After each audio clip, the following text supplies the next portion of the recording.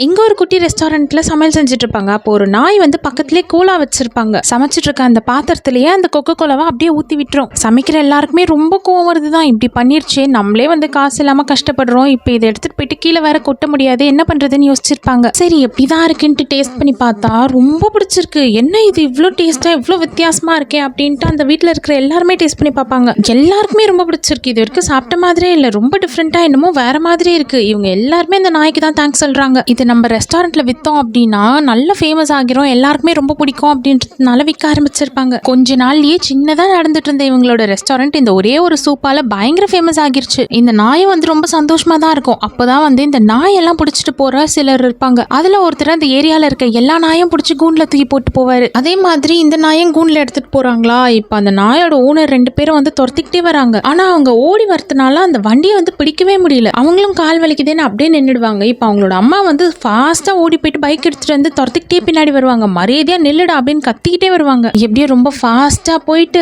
முன்னாடி வண்டியை நிறுத்தி எப்படியே மடக்கி பிடிச்சிருவாங்க. அவருக்கு ரொம்ப கோவம் வந்திருக்கும். அடிக்கலான்ட்டு வரும்போது பலார்னு அடிச்சு விட்டு கூண்டெல்லாம் திறந்து விட்டுருவாங்க. அவர் என்னதான் கத்தி எடுத்து காமிச்சாலும் சரி, எல்லாரும் வந்து ஹெல்ப் பண்றதுனால இப்ப அவர் கூண்டுல வச்சிருந்த நாய் எல்லாத்தையும் வந்து காப்பாத்திடுறாங்க. ஆனா இவங்க வளர்த்துட்டு இருந்த நாய் வந்து அதோட நிக்க மாட்டேங்குது, எங்கேயும் ஃபாஸ்டா ஓடுது. சரி எதையோ காமிக்கிறதுக்கு தான் ஓடுது அப்படின்ட்டு பின்னாடியே போயிருப்பாங்க. பார்த்தா இப்ப இவர் வந்து ஒரு இடம் மாதிரி இருக்கும். அந்த இடத்துக்குள்ள நிறைய நாய்களை இந்த மாதிரி தான் அடைச்சு வச்சிருப்பாரு. அதனால இப்ப இந்த நாயோட ஓனர்லாம் வந்து அந்த நாய்ங்க எல்லாத்தையும் காப்பாத்திடுவாங்க. அதோட மட்டும் இல்லாம இப்ப இது எல்லாத்தையும் திருடி வச்சிருந்தார்ல, அவரே வந்து போலீஸ்லயும் பிடிச்சு கொடுத்துருவாங்க. அதுல இருந்தே இப்ப இவங்களுக்கு இந்த நாயை ரொம்ப பிடிச்சிருக்கும். இவ்வளவு புத்திசாலியா இருக்கு, இவ்வளவு ராசியான நாயா இருக்கே அப்படின்ட்டு அது ஒரு குழந்தை மாதிரி பார்த்துப்பாங்க.